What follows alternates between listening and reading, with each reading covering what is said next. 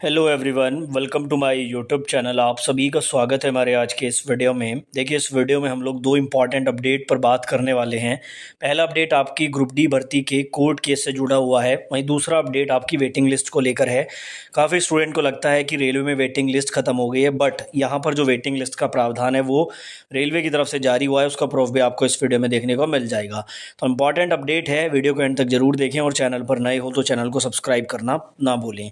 सबसे पहले बात करते हैं ये वेटिंग के मुद्दे के बारे में। काफ़ी लोगों को लगता है कि रेलवे ने वेटिंग का जो प्रावधान है वो ख़त्म कर दिया, लेकिन ऐसा नहीं है।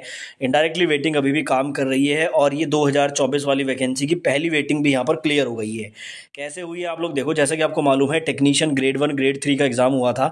उसमें टेक्नीशियन ग्रेड 1 का जो प्रोसेस है वो यहाँ पर चल रहा है और उसी प्रोसेस में यहाँ पर आप लोग देखेंगे लेवल 5 की जॉब है ये टेक्नीशियन सिग्नल ग्रेड 1 की। इसमें इन्होंने यहाँ पर डॉक्यूमेंट वेरिफिकेशन और मेडिकल एग्जामिनेशन के लिए 59 कैंडिडेट को बुलाया था। ठीक है ना, ये गोरखपुर की बात हो रही है। गोरखपुर जोन में 59 कैंडिडेट को बुलाया गया था, जिसमें से टोटल 46 कैंडिडेट यहाँ पर पास हुए हैं। यानी कि आप लोग यहाँ पर देखेंगे लगभग जो है 9 और 4 ये आपका 13 कैंडिडेट ऐसे हैं जिनका शॉर्टफॉल यहाँ पर हुआ। ये किसी कारण से जो है मेडिकल में पास नहीं हुए, डीवी में पास नहीं हुए। अब उसके बाद जैसे ही यहाँ पर इन्हें शॉर्टेज देखने को मिली तो तुरंत इन्होंने यहाँ पर 8 कैंडिडेट को फिर से कट ऑफ लो करके जिनके बाउंड्री पर मार्क्स थे उनको बुला दिया गया है। अगला नोटिस आप देख रहे हैं गोरखपुर का। इसमें भी आप लोग देखेंगे राउंड 2 यहाँ पर जो है आपका डीवी का स्टार्ट हुआ है। तो इसी तरह से बाकी सारी भर्ती में भी होने वाला है कि अगर पूरे स्टूडेंट नहीं मिलते हैं तो जिनके भी मार्क्स बाउंड्री लाइन पर होंगे उनको बुलाया जाएगा। तो अगर आप एक ऐसे स्टूडेंट हैं किसी भी एग्जाम में रेलवे के, अगर आपके बाउंड्री पर मार्क्स हैं तो आपको कभी भी रेलवे की तरफ से बुलावा आ सकता है, क्योंकि कभी भी ऐसा नहीं होता कि 100 कैंडिडेट डीवी मेडिकल में बुलाए हैं तो पूरे 100 पास हो गए हों। कुछ डीवी में फेल कर जाते हैं, कुछ मेडिकल में फेल कर जाते हैं और फिर बाउंड्री मार्क्स वाले स्टूडेंट को बेनिफिट मिलता है। तो ये था हमारा पहला अपडेट। बात करते हैं दूसरे अपडेट के बारे में। जैसा कि आप लोगों को मालूम है ग्रुप डी कोर्ट केस चल रहा है। आईटीआई नॉन आईटीआई का मुद्दा है, शुरू से बताने की आपको आवश्यकता नहीं है। बस यहाँ पर इंपॉर्टेंट पॉइंट क्या है कि ये जो केस है ना, ये पहले कैट में किया गया था, तो इसकी हियरिंग कैट में भी चल रही थी। कैट बेसिकली एक इस तरह का कोर्ट है जहाँ पर ये भर्ती से रिलेटेड जितने मामले हैं उनको सुलझाया जाता है। और फिर दिल्ली हाई कोर्ट में भी ये केस चल रहा था। दिल्ली हाई कोर्ट ने तो 26 जुलाई की नेक्स्ट हियरिंग डेट दे रखी है, तो उसके बारे में हम बात नहीं करेंगे। लेकिन कैट में इसकी हियरिंग हुई है अभी, जो आपका जो है कुछ दिन पहले इसकी हियरिंग हुई है और उसका जो ऑर्डर है वो भी आ चुका है। ऑर्डर शीट मैं आपको दिखाने वाला हूँ। ये ऑर्डर शीट आप देखिए, जो है आपके निरंजन कुमार वर्सेस रेलवे के साथ यहाँ पर 2 तारीख को हियरिंग हुई थी।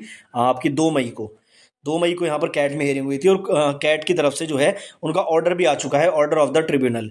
ये पूरा इंग्लिश में है, मैंने आपको चीज़ें समझ में आए इसलिए हिंदी में इसको ट्रांसलेट कर लिया। यहाँ पर आप लोग देखो, दिनांक 14/2/2025 के आदेश द्वारा आवेदकों द्वारा मांगी गई अंतरिम राहत को अस्वीकार कर दिया गया था। जैसा कि आपको पता है कि आईटीआई वाले स्टूडेंट पहले कैट में ही गए थे, तो कैट में जो है इन्होंने इस बात को रखा कि जो है इसमें आईटीआई को लागू किया जाए, तो उसको अस्वीकार कर दिया गया और मामले को दलीलों और आगे की प्रक्रिया को पूरा करने के लिए सूचीबद्ध करने का निर्देश दिया गया। तो कैट में भी आगे की हियरिंग की डेट मिल गई थी।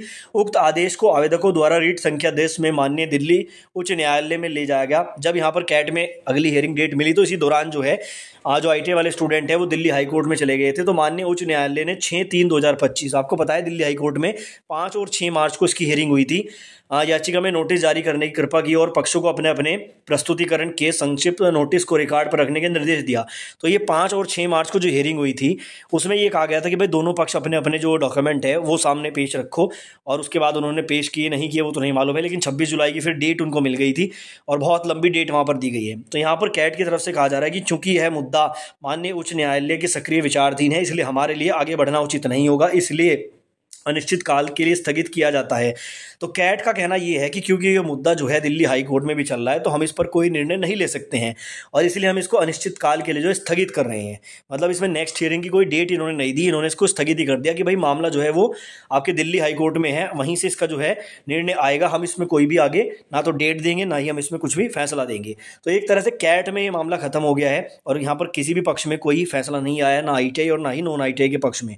अब 26 जुलाई को यहाँ पर जो है दिल्ली हाई कोर्ट में हियरिंग होनी है, उसमें क्या होता है वो तो फ्यूचर की बात है, लेकिन अभी के लिए अगर देखा जाए तो इस मामले के कारण ये भर्ती लटकती हुई दिखाई दे रही है। आप इस बारे में क्या राय रखते हैं, कमेंट पे अपनी राय जरूर दें।